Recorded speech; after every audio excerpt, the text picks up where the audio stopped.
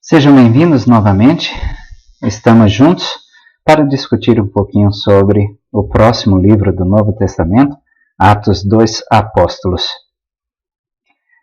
Esse título é um título bem comum para a literatura da Antiguidade. Nós temos, por exemplo, outros livros também chamados de Atos de. Então temos Atos de Hippolos. Hippolos, para quem desconhece, foi um marinheiro grego que por volta de 45 depois de Cristo descobriu o padrão das monções, que são aqueles ventos sazonais que provocam variações climáticas no sul e sudeste da Ásia. Então nós temos o livro de Atos de Hippolos, Atos de Pedro, Atos de João, Atos de Tomé, Atos de André, Atos de Paulo, que figuram entre os evangelhos apócrifos. Temos uma citação do elder Jeffrey R. Holland, que fala sobre o nome do livro de Atos. A partir do primeiro versículo do livro de Atos, lemos que a igreja continuaria a ser divinamente guiada, não guiada pelos homens. De fato, um título mais completo e adequado para o livro de Atos seria algo como Os Atos do Cristo Ressurreto, realizados por meio do Espírito Santo na vida e ministério de seus apóstolos ordenados. O governo da igreja não mudara. O Salvador estava em outra esfera, mas a direção e liderança da igreja era exatamente a mesma. E é exatamente sobre isso que o livro se trata. Veremos que Cristo havia feito e continuava fazendo agora por meio de Pedro e os outros discípulos, os outros apóstolos, e posteriormente por meio de Paulo. Então, assume-se que a autoria do livro é de Lucas. Ele era um grego gentil convertido à igreja. Ele tinha alta educação e era habilidoso na escrita. E por que suspeita-se ou se assume que o livro de Atos tem a autoria de Lucas? Porque ele começa o livro de Atos da mesma forma que começa o seu próprio livro de Lucas. É mencionado diversas vezes na companhia de Paulo. Em Colossenses 4,14 como médico amado, em Filemão 1,24 está incluído entre os cooperadores, em 2 Timóteo 4, versículo 11, só Lucas está comigo, e em Romanos 16, 21, talvez ele seja referido pelo nome de Lúcio, um nome aí latino. Inicialmente, o livro de Atos possuía um prólogo extra, diferente do que nós temos hoje na nossa compilação da Bíblia. E esse prólogo circulava por volta de 100 a 200 depois de Cristo e dizia: Lucas foi um sírio da Antioquia, por profissão um médico, o discípulo dos apóstolos e, depois, um seguidor de Paulo até seu martírio. Morreu da idade de 84 anos. Posteriormente, o mesmo Lucas escreveu os Atos dos Apóstolos. O livro de Atos pode ser dividido em 3 seções. Aí nós podemos ver nesse mapa do Império Romano da época. Então, de Atos 1 a 12, o ministério concentrou-se em Jerusalém. De Atos 11 a 15, o ministério foi expandido para Jope, Cesareia e Antioquia. Enquanto que em Atos 13 e 22 nós vemos as pregações do apóstolo Paulo e temos o que é chamado de diáspora judaica, onde as nações vão receber, todas elas, de forma geral, o Evangelho de Jesus Cristo. E é interessante notar onde Lucas está em primeira pessoa e onde está em terceira pessoa. Porque quando começa ali no capítulo 16 até o 28, tem-se argumentos com nós. E assim a gente pode identificar onde Lucas estava com o apóstolo Paulo. O esboço geral do livro é o seguinte. Em Atos 1 a 12, que se concentrou em Jerusalém, né, nós temos do 1 ao 5 a pregação e os milagres do apóstolo Pedro. 6 a 8 temos a história de Estevão e Filipe. Do 9 ao 10, Saulo e Cornélio. Do 11 a 12, Tiago é morto e Pedro é aprisionado. De Atos 11 a 28, temos a Antioquia e a diáspora. Do 13 ao 21 é a missão de Paulo. Do 22 ao 28, a prisão do apóstolo Paulo. O tema central do livro ainda é o seguinte: a igreja é de Cristo. Os apóstolos são servos de Jesus. E há uma bela correlação aí de como Cristo seria servo de seu Pai e os apóstolos como servos do Salvador Jesus Cristo, agora ressurreto, não mais em carne e osso aqui na terra. Então esse é o tema central. Cristo ainda é o cabeça da igreja. Em Atos ainda temos outros temas. Vocês podem ver aí uma figura do manuscrito original do que hoje corresponde ao capítulo 2 do livro de Atos. Então, primeiro, o Espírito traz verdade e revelação. É o ministério do Espírito que foi descrito em 2 Coríntios, capítulo 3, versículo 8. Então, o Espírito vai ser mencionado aqui o tempo todo, coisa que antes só era mencionado em narrativas referentes a nascimento e morte. Outro ponto, outro tema do livro é que os cristãos eles são cumpridores da lei. Há evidências de que o livro de Atos é, na verdade, um tratado legal apresentado para alegar que o cristianismo deveria ser legalizado.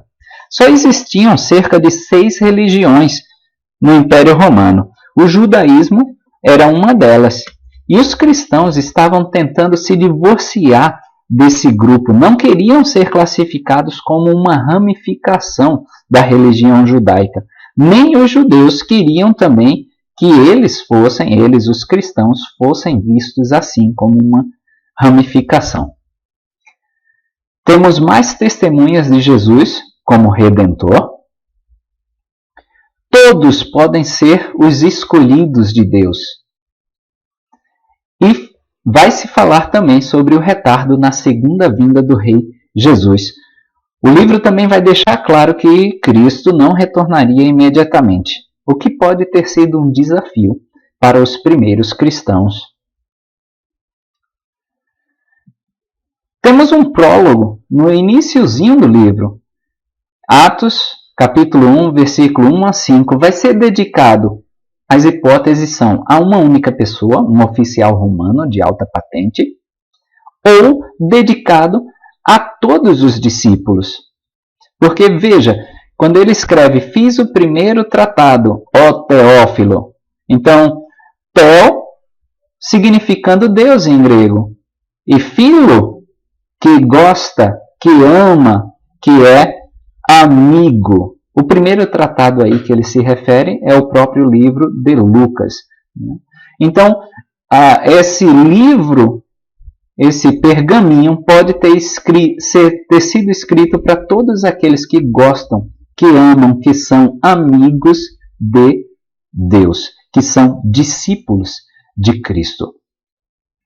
Em Atos capítulo 1, versículo 2, nós lemos o seguinte: até o dia em que foi recebido em cima, depois de ter dado mandamentos pelo Espírito Santo aos apóstolos que escolhera.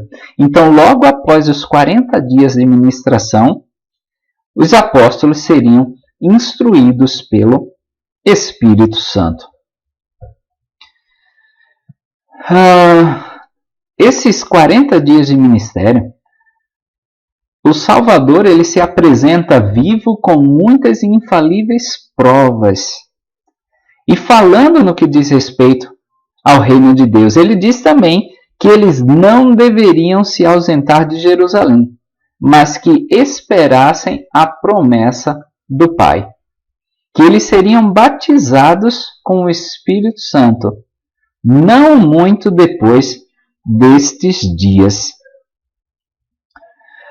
Nós devemos também lembrar né, dos sinais do templo, onde nós somos revestidos com poder do alto. Porque nós temos aqui essas muitas e infalíveis provas em grego, tekmerion, ou seja, aquilo pelo qual algo é conhecido de forma direta e segura, evidência indubitável, prova. É tanto que nós temos um dos sinais como sendo o cravo no lugar seguro, que já debatemos em outras aulas através do apóstolo Jeffrey R. Holland com seus insights. Tá? Então nós devemos associar isso a uma experiência templária. Esse espaço de 40 dias, o número 40, na época de Moisés, era usado como um símbolo de purificação. Antes disso, era um símbolo de período para aprendizado e ensinamento. Essa promessa do Pai, que é referida aí, está em Lucas 24:49, que diz o seguinte: eis que sobre vós envio a promessa de meu Pai. Ficai, porém, vós na cidade de Jerusalém, até que do alto sejais revestidos de poder.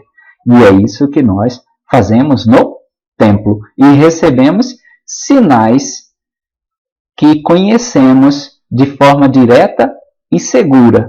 Recebemos esses sinais como evidência indubitável, como prova do Salvador Jesus Cristo como nosso Redentor. Em Atos 1, 6 a 11, vemos a ascensão do Salvador e os apóstolos parecem que ainda não tinham entendido que tipo de Messias era Jesus. Então lembra Mateus 24, quando ele adverte os discípulos para não serem enganados. Essa promessa do Espírito vinha desde João Batista. Como discípulos dos últimos dias, é nossa responsabilidade preparar o caminho para a volta dele. Isso a gente pode encontrar em Apocalipse 19, 7. Nós estamos aprontando a esposa. E aprendemos pelas Escrituras da restauração que os anjos que ministram nesta terra são os que pertencem ou que pertenceram a ela. Em Doutrina e Convênios 135. Voltando aqui um pouquinho o slide, nós vimos que eles viram dois homens vestidos de branco, ou seja, eram a semelhança de homens. Então, alguém que já viveu aqui nesta terra, ou que pertenceu a ela, ou que pertence, tá? Segundo as revelações modernas. Então, do monte que era chamado das Oliveiras, foi dali que se acredita que ele ascendeu aos céus. Tá pertinho de Jerusalém, a distância de jornada de um sábado. Essa jornada de um sábado era de aproximadamente 1 quilômetro. Eles entraram e subiram ao cenáculo. Cenáculo, ou upper room, ou aquela sala superior, tá? Foi mencionada também na última ceia. Nós não sabemos se é o mesmo local da última ceia. Mas houve uma Maria, que era mãe de João Marcos, que proveu um espaço onde poderiam se reunir. Talvez já fosse nesse novo cenário, nesse novo aposento que eles estavam reunidos. E é interessante notar aí a menção às mulheres e aos irmãos de Cristo. Está aí. Todos estes perseveravam unanimemente em orações e súplicas com as mulheres e Maria, mãe de Jesus, e com seus irmãos. Eram aqueles mesmos irmãos que no Evangelho de João estavam descrentes do papel dele como Messias. Agora, após a ressurreição, parecem ter acreditado nas palavras de Cristo. No versículo 16 do capítulo 1, diz homens e irmãos. E essa palavra aí, homens e irmãos, foi traduzido em grego, seria aner, que é usado genericamente para um grupo tanto de homens como de mulheres. Então nós vimos que tinha mulheres reunidas com eles. O Salvador tinha as mulheres em alta conta e isso permaneceu em sua igreja. Então aí poderia ser homens e mulheres, irmãos e irmãs. Convinha que se cumprisse a escritura que o Espírito Santo predisse pela boca de Davi acerca de Judas, que foi o guia daqueles que prenderam Jesus. Esse predito pela boca de Davi podemos encontrar em Salmos 41, 9, Salmos 69, 25 e Salmos 109, 8. Nos versículos 23 a 24 e o versículo 26, temos aí o seguinte: e apresentaram dois, José, chamado Barsabás, que tinha por sobrenome o Justo, e Matias. Então, dois discípulos novos estavam, vamos dizer, cotados para assumir a vaga deixada por Judas. E orando disseram: Tu, Senhor, conhecedor do coração de todos, mostra qual destes dois escolheste. É como as coisas são feitas na igreja, por meio de revelação. E aí lançaram-lhe sortes. Não é hoje como um jogo de dados, tirar no palitinho, não. Provavelmente esse lançar sorte é como o apoio que nós fazemos. E essa sorte, ou seja, quem foi apoiado, foi Matias. E por voto comum, mais uma vez, reiterando que tudo é feito de comum acordo, como nós, quando levantamos a nossa mão direita, apoiamos o nosso líder. Por voto comum, foi contado com os 11 apóstolos. Apóstolos aí é derivado de apostelo, que significa ordenar alguém a ir a um lugar estabelecido. E é isso que realmente diz a palavra apóstolo, servir de testemunha de Cristo nos lugares a que foi ordenado ir, ou seja, todas as nações. Essa palavra apóstolo não aparece muito no decorrer dos 4 evangelhos, aparece uma vez só em Mateus, uma vez só em Marcos, em Lucas já aparece 6 vezes e em Atos 25 vezes é tido o termo apóstolo.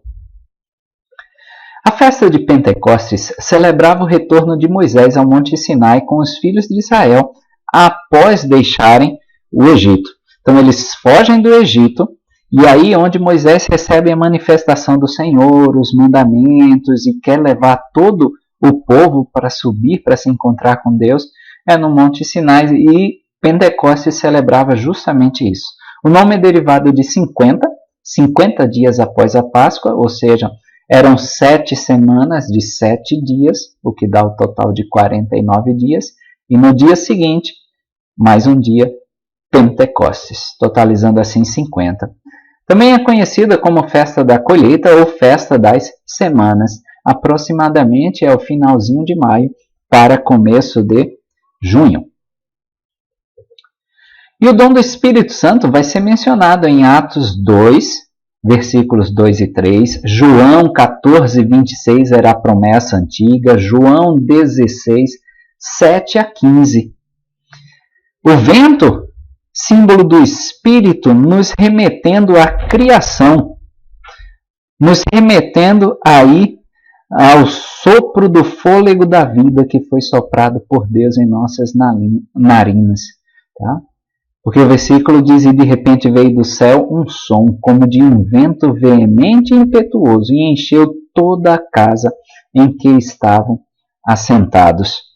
Essa mesma simbologia do vento é usada na oração dedicatória do Templo de Kirtland, em Doutrina e Convênios 109:37.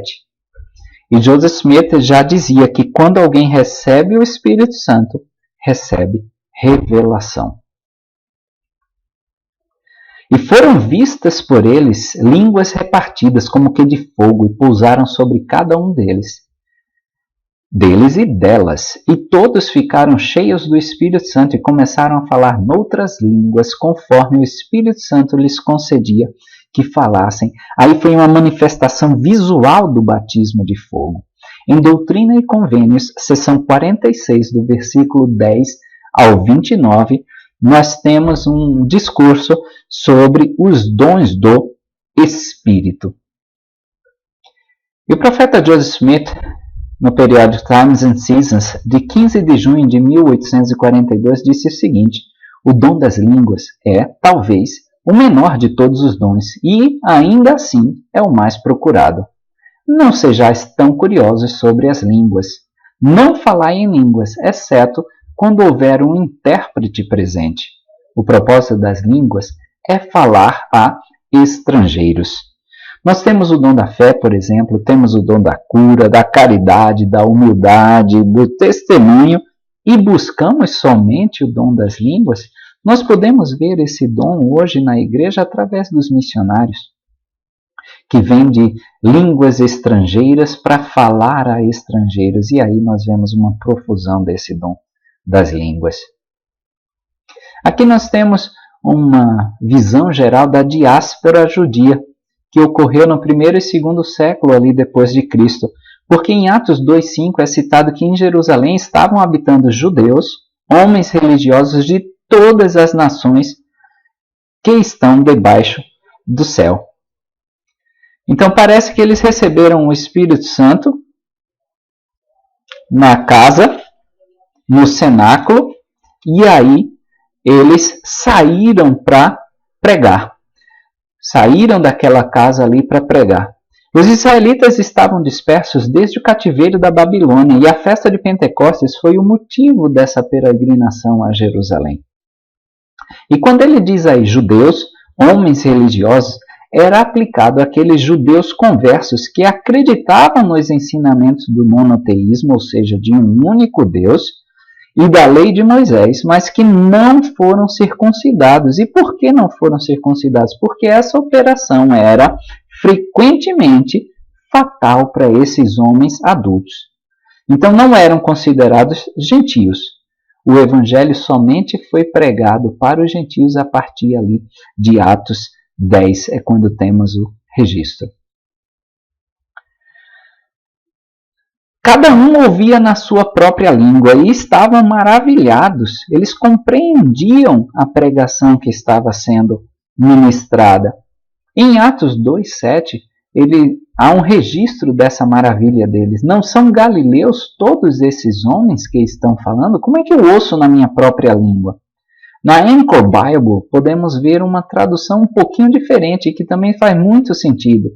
Em vez de não são galileus, não são seguidores do Galileu, ou seja, não são seguidores de Cristo, todos esses homens que estão falando?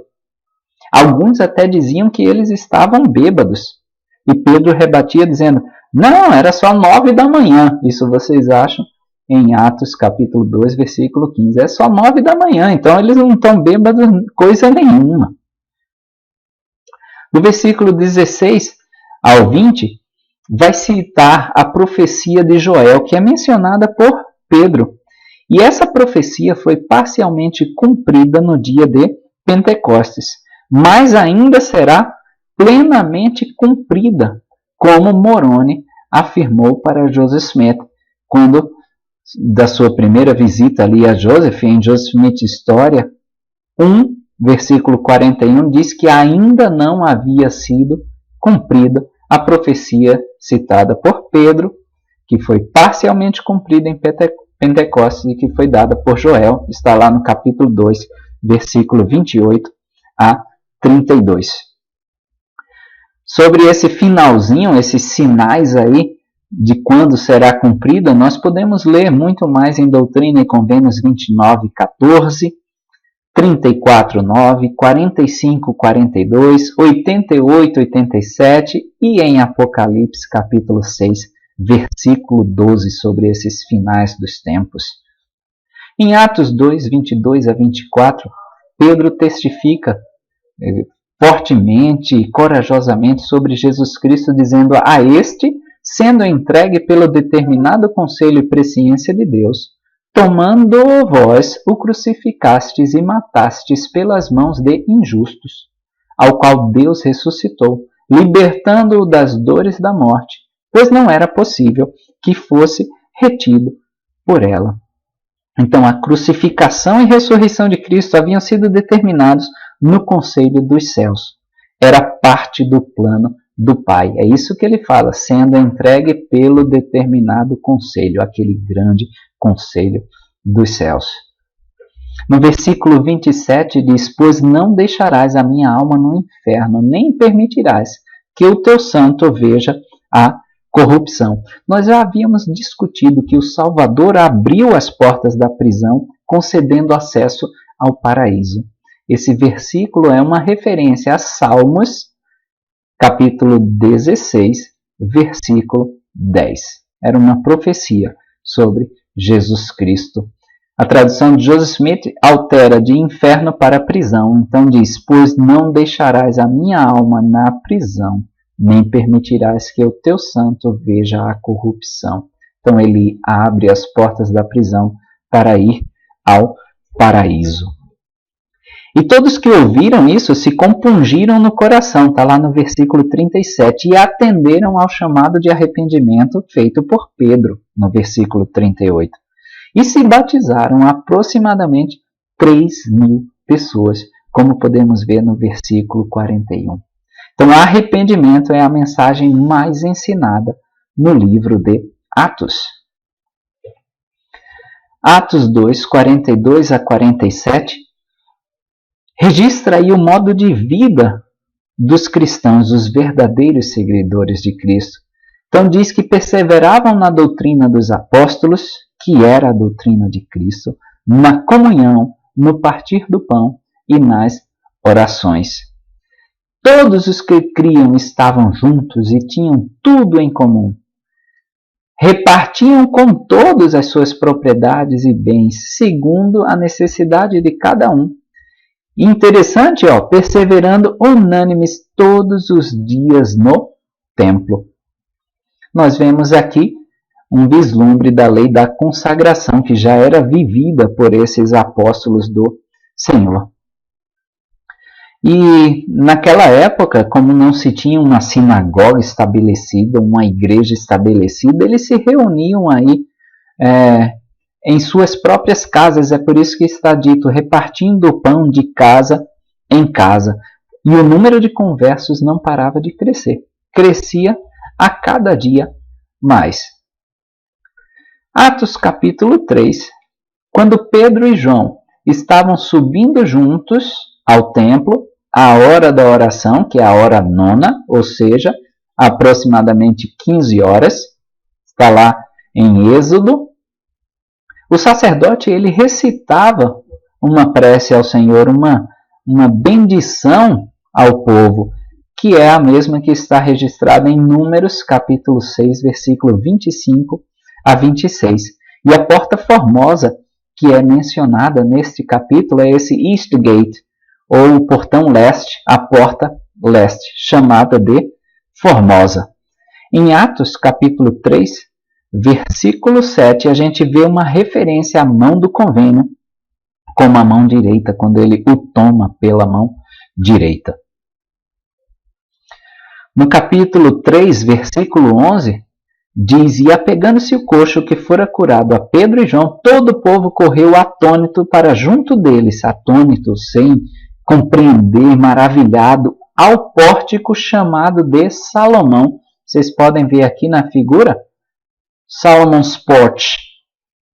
Eram esses pórticos que ficavam junto da Porta Formosa, que foi preservada uma parte dele na construção desse templo por Herodes.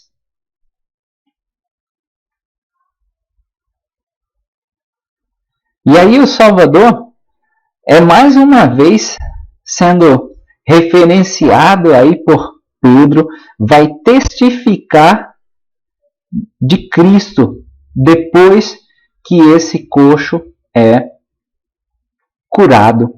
E olha a mensagem dele, está no versículo 19 a 21 de Atos 3. Arrependei-vos, pois, e convertei-vos, para que sejam apagados os vossos pecados, quando vierem os tempos de refrigério pela presença do Senhor, ou seja, o milênio. E ele enviar Jesus Cristo, que já dantes vos foi pregado, o qual convém que o céu contenha até o tempo da restauração de todas as coisas das quais Deus falou pela boca de todos os seus santos profetas desde o princípio do mundo.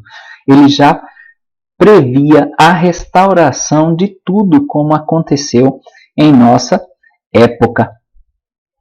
E por causa disso, João e Pedro são levados presos e no dia seguinte são apresentados diante do Sinédrio. O Sinédrio, ele se reunia nessa Chamber de Hillstone, ou seja, Câmara da Pedra Lavrada, tá? E aí está a composição do Sinédrio e a disposição do acusado e daqueles que tomavam notas desse julgamento. Não sabemos se era o Sinédrio maior, aquele composto por 71 juízes, junto com o sumo sacerdote, ou aqueles sinédrios menores que cada cidade possuía a sua. O fato é que eles estavam contrariados com o fato de Pedro e João estarem ensinando sobre a ressurreição. Isso a gente pode ver em Atos capítulo 4, versículo 2. E aí Pedro, cheio do Espírito, diante do Sinédrio, quando eles são questionados, por que poder eles curaram esse coxo? Tá? Pedro vai dizer que foi pelo poder de Jesus Cristo. E é interessante notar como o livro de Atos tenta mostrar o paralelo entre os apóstolos e o Salvador. É tanto que a gente tem os mesmos nomes dos acusadores de Cristo sendo repetidos aqui em Atos, versículo 6, no capítulo 4. A cena parece até se repetir. A gente só não sabe aí em Atos 4, 6 quem são o João e Alexandre. Então vejam a fortaleza que é Pedro agora. E é muito gratificante notar a mudança maravilhosa que a gente vê em Pedro, que em Lucas capítulo 22, versículos 56 e 57, não testificou de Cristo sequer para uma mulher criada. E agora ele está diante do Sinédrio, testificando aberta e corajosamente. O testemunho de Cristo opera grandes mudanças em nós. Em Atos 4, 29, a gente vê o seguinte: agora, pois, ó Senhor, põe os olhos nas suas ameaças e concede aos teus servos que falem com toda a ousadia da sua palavra. E é isso que nós temos hoje, toda ousadia de palavras. Porque, como eles não puderam negar o milagre que foi feito, a cura do coxo, decidiram ameaçar Pedro e João, proibindo que eles falassem de Jesus. E aí, no versículo 19, a gente tem até o versículo famoso, né, que diz: julgai vós se é justo diante de Deus ouvir-vos antes a vós do que a Deus. Então a gente escolhe ouvir mais aos homens ou ouvir mais a Deus. Escolhemos ouvir mais as filosofias dos homens, as tradições do mundo, ou ouviremos os ensinamentos de Deus por meio dos seus servos, os profetas. É tanto que depois dessa súplica, a sala tremeu. A sala estremeceu.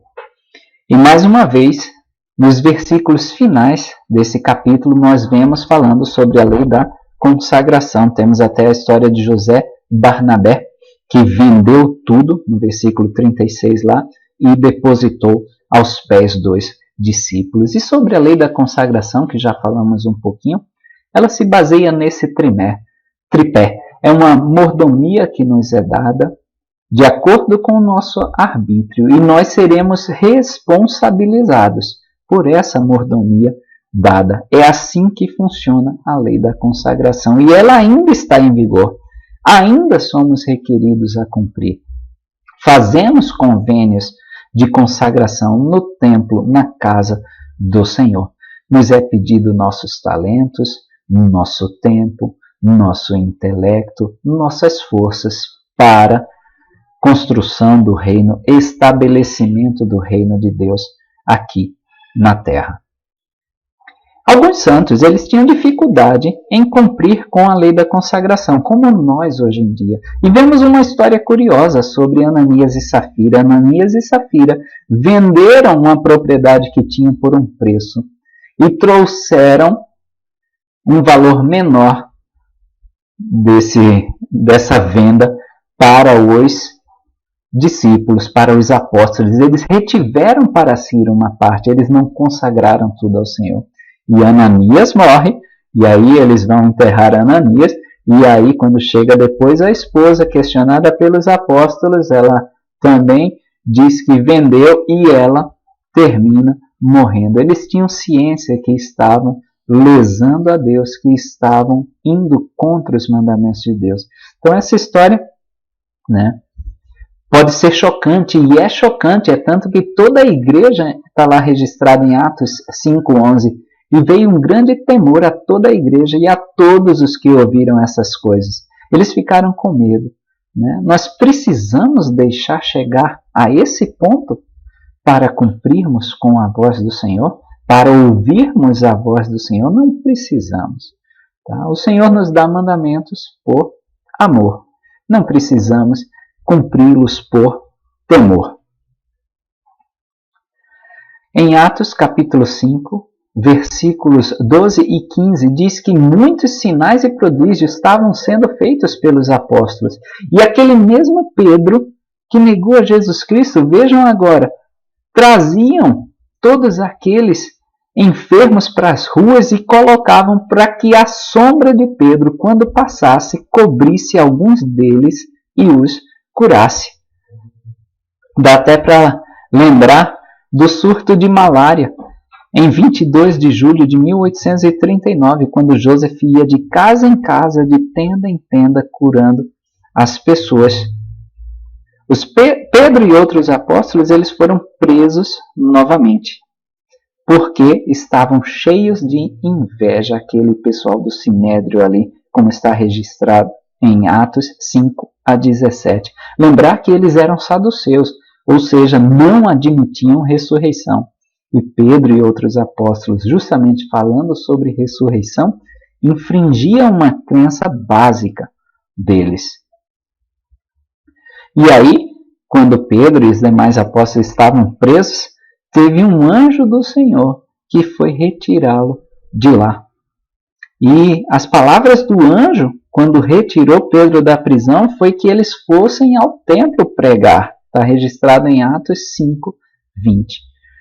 É interessante notar que nós podemos ser libertos de qualquer prisão que seja quando o Senhor ele está no comando, quando deixamos o Senhor dirigir e guiar as nossas vidas. E aí, mais uma vez, vem Pedro, tá? E aí dizem para Pedro: não vos admoestamos nós expressamente que não ensinasses nesse nome? E eis que já encheste Jerusalém dessa vossa doutrina, e quereis trazer sobre nós o sangue desse homem. E Pedro corajosamente responde: mais importa obedecer a Deus do que aos homens. Obedecemos mais a Deus ou desejamos seguir as modas dos homens? E aí eles se reuniram para, puxa, o que a gente vai fazer com esses daí? A gente já advertiu, já colocamos na prisão, eles foram libertos milagrosamente da prisão. E aí ouviram o conselho de Gamaliel. Gamaliel ele tinha parentesco, talvez até neto do grande Hilel, um grande rabi que interpretava a lei e ensinava a lei. O próprio Gamaliel foi instrutor de Saulo. Então, sabiamente, ele disse o que Jesus já tinha ensinado. Pelos vossos frutos os conhecereis. Porque o conselho que Gamaliel deu foi: deixa, se esse desígnio ou essa obra é de homens, se desfará. Ou seja, ninguém vai mais nem lembrar. Mas se é de Deus, não podereis desfazê-la. Então a obra, quando é de Deus, ninguém consegue impedir. Eles aceitam o conselho de Gamaliel, mas eles açoitam os apóstolos e reiteram a ordem de não anunciar Jesus. Veem também como o livro de Atos é um paralelo com os açoites de Jesus Cristo. E os apóstolos, eles se gloriam pelo fato de poderem ter sido açoitados, sido afligidos por seguirem a palavra do Senhor. Então, que nós possamos ter também regozijo se nós temos dificuldades por conta do Evangelho de Jesus Cristo, por conta de sermos seguidores de Cristo. Dificuldades virão, mas que nós possamos nos regozijar dessa mesma forma que os apóstolos fizeram aqui nesta passagem.